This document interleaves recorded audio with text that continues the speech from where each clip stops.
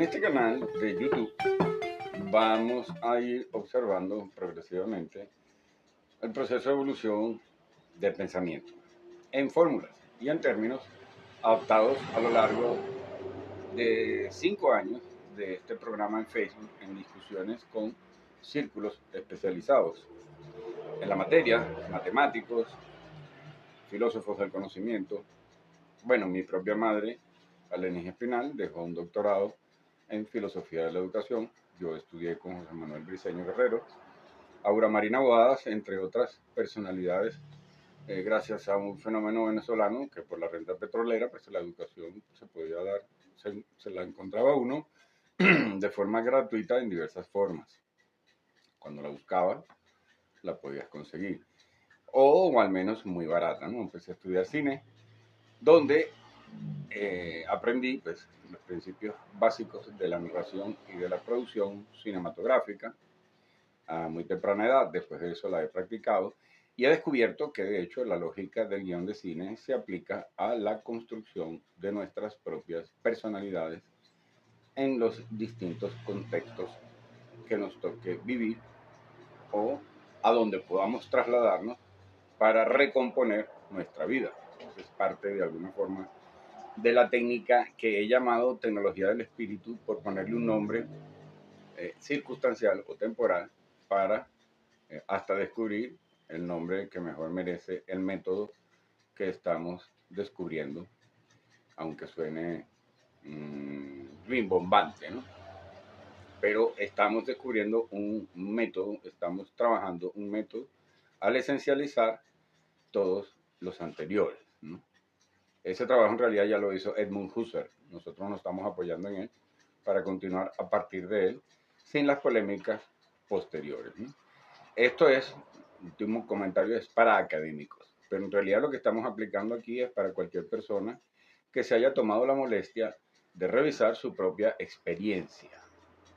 Entonces vamos a estar en los canales de TikTok, de YouTube, identificados con el logo o el dibujo hecho por la amiga Kianci Chan Rodríguez, creo que se llama, ella es venezolana, está en España, digamos que es parte del equipo solo por eso, ¿no?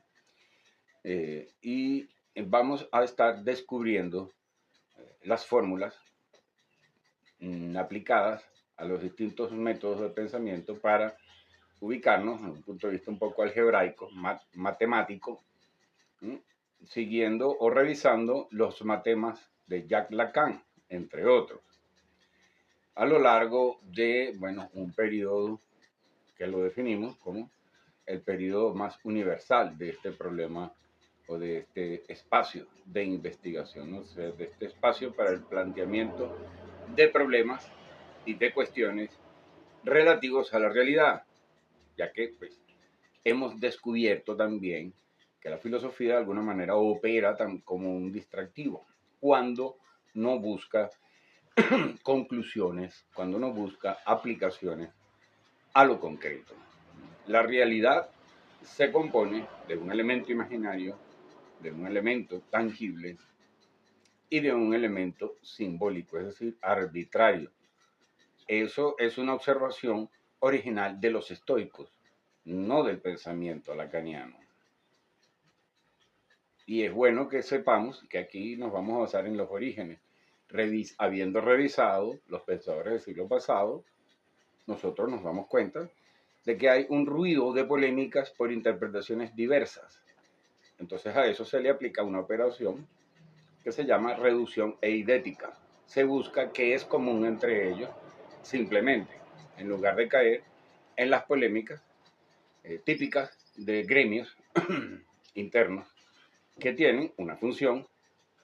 O sea, las polémicas de gremios internos, más allá de yo respondiendo a ese cierto tendencia de pensadores que vamos entonces a querer ser polémicos, y yo no soy inocente de eso, ¿no? O sea, ciertos pensadores, los pensadores en general, vamos a establecer polémicas con lo que hemos leído para buscar algo nuevo. De manera que la polémica en sí misma es un ejercicio interno de los gremios, de manera que hay una falseación Es un proceso de fortalecimiento, como cuando tú le das a un material para ver si es resistente. De la misma manera, se va a se van a fortalecer los conceptos cuando nosotros los falseamos. Y el resultado final generalmente es producto de algún método de filtración de cualquier gremio. O sea, un médicos, ¿no? Generalmente de la ciencia, ¿no? Pero también albañiles van a comprobar métodos materiales, va a haber un conocimiento de oficio cotidiano, ¿sí?, de determinadas prácticas, que es lo que va haciendo, bueno, la experticia, y es lo que va permitiendo que haya culturas desde hace miles de años, antes de que se diera la razón, la ciencia. Siempre ha habido técnica, procesos de depuración, algún rigor, si algo no funciona, vamos, si un clan, un grupo social, una sociedad, un edificio de cualquier periodo hace 75 o ahora está aplicando técnicas que no funcionan, se mueren los hijos, ¿eh?, de habitabilidad, hay que resolver eso. Entonces la filosofía no puede estar lejos de eso. Y la filosofía nace fundamentalmente de la lógica, de establecer lógica, nombrar las cosas y revisar cómo interactúan para tener capacidad predictiva. Y al observarnos a nosotros desde el plano general empezamos a tener capacidad predictiva incluso de nuestras propias locuras, de nuestras propias necesidades de goce, de nuestras propias dificultades de aprendizaje, porque las conocemos, ¿no? Pero porque seguramente que si tenemos estas dificultades, seguramente tendremos ventajas al revisar nuestras cualidades en los contextos. De eso se trata, pues, la tecnología del espíritu. Pero no es tan aburrida como suena, porque en el proceso de construcción de la realidad resulta que hay historias. Hay un héroe, y ese héroe eres tú. Y puesto de esta manera, cuando te visualizas como héroe de una historia, puedes prever incluso que pierdas como personaje de una trama. Pero en la historia sales ganando cuando el héroe representa lo bueno. ¿Y qué es lo bueno y qué es lo malo? Pues ese discurso es para niños y es necesario porque no hay que sobrecomplicar el pensamiento de niños menores de 12 años. No hay que sobrecomplejizarlo. Pero ya cuando somos adultos tenemos que empezar a hablar qué tan buenos y qué tan malos somos y cómo decidimos entre una cosa y la otra, cuál es la técnica para decidir entre lo bueno y lo malo, cuando de hecho y en la práctica no sabemos bien la diferencia. ¿Y por qué motivos? Pues porque hay una gran dificultad en la realidad, no la conocemos. Es difícil saber qué es bueno y qué es malo, porque frecuentemente aquello que consideramos malo, ¿no?, y al deseo descubre cosas buenas. Es decir, estamos en un mundo paradójico, estamos en un mundo que no vamos a resolver con ninguna receta previa. Cualquiera que sea la receta que tenemos, en estos tiempos de cambio permanente, nos vamos a encontrar su fallo rápidamente. Ya no hay clases tan establecidas, o en todo caso, la cultura imperante no proviene de quienes tienen mayor poder o mayor dinero. La cosa se volteó. La cultura impuesta para convertirnos en consumistas se impuso. Y entonces la humanidad atraviesa unas dificultades especiales para encontrar sus propios caminos. Y estamos entonces sometidos al camino de un sistema.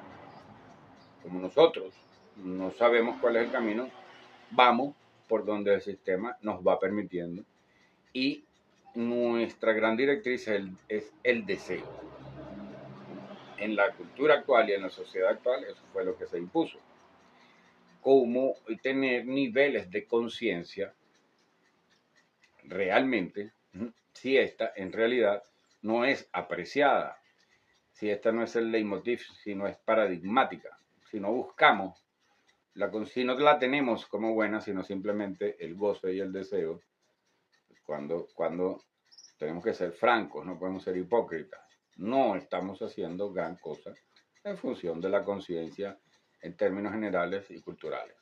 No es nada más Trump, no es nada más Nicolás Maduro, uno para un bando, otro para el otro. No, porque otro de los pasos que aquí tenemos que empezar a dar es a saber que la dialéctica entre izquierda y derecha, es decir, la dicotomía, no funciona.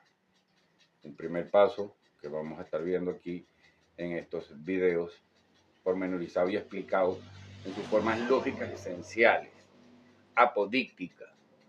O sea, nos vamos a ir a la experiencia para descubrir cómo las dicotomías son una especie de enfermedad del pensamiento que lo deja estancado, que le impide tener noción del plano general. Y esa noción del plano general es la que nos puede permitir acceder a un nivel hermenéutico de lecturas cotidianas verdaderas. O sea, hay mucha gente que pretende hacer lecturas basado en lógicas que se supone que son distintas, pero no tienen la capacidad de hacer lecturas realmente. Yo puedo estar incluido en muchos momentos en los que me he equivocado, pero sé que la técnica, pero como conozco la técnica, bueno, sé qué errores he cometido para hacer las lecturas. De manera que es una técnica, no es algo basado en una perfección. Es una técnica para gente defectuosa. Podríamos asumirlo así. O sea, no es para iluminados. No es que te vas a iluminar y vas a llegar, ¡ah, qué maravilla! Ya llegué, el nirvana, el punto de iluminación. No, es una técnica que eventualmente pues, quizá no la aplicas bien, pero cuando la aplicas bien verás la sensación de seguridad que tienes en diversas situaciones y ante tus propios espectros o constructos fantasmales, que lo podemos llamar así por asumir ese término de los lacanianos, pero que se trata técnicamente de ficciones, constructos imaginarios inevitables. El que diga que Dios está mal porque es un ser imaginario, el que está mal es él, porque tendría que explicar por qué figura imaginaria lo sustituye. Entonces, en un mundo donde lo imaginario es inevitable, la lógica dice que hay que revisar qué constructos se alejan más de la realidad y los adoramos porque se supone que sean más abstractos, pero pueden estar siendo completamente distractivos de aquellos que se van acercando a lo concreto, a lo tangible, que son los que han producido edificios y demás, ¿no? O sea, que si quieren ejemplos de qué constructos se acercan a lo tangible, pues tenemos un plano arquitectónico. Eso es un constructo imaginario, que posteriormente cuando se construya va a ser un lugar que puede tocar así, como esta casa. ¿Mm? Bueno, ya me acabo de delatar, porque lo que tenemos al fondo son imágenes relativas a lo que voy diciendo, gracias a un efecto técnico que hay que tener claro. Y en eso consiste la filosofía de la mente y la fenomenología, en que sepas que el medio que te está hablando tiene recursos para mentirte. Si te crees todo lo que ves en las pantallas, los intentos van a ser muchos y el agotamiento del ensayo y error va a ser tal que va a generar una frustración.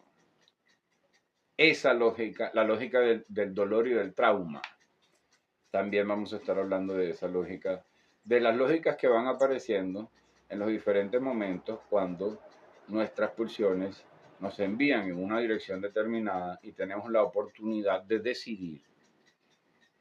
Tenemos la necesidad de decidir con un impulso que podemos aprovechar, aunque a veces tenga un origen lamentable, aunque a veces tenga un origen no tan bueno.